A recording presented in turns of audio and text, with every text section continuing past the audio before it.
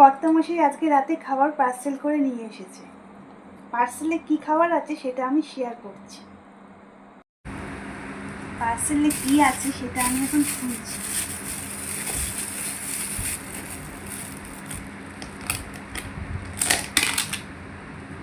আলুর দম,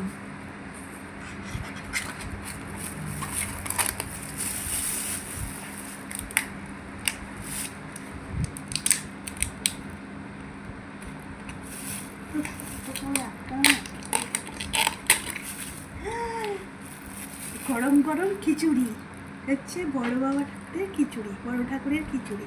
আমি তো দারুণ খাই। আপনারা কে কেমন খিচুড়ি ভালো খান সেটা আমাকে কমেন্টে জানাবেন।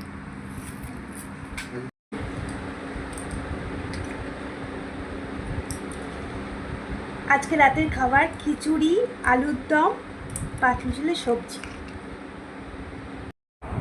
সবশেষে সফট ড্রিঙ্ক। শুভরাত্রির বন্ধুরা।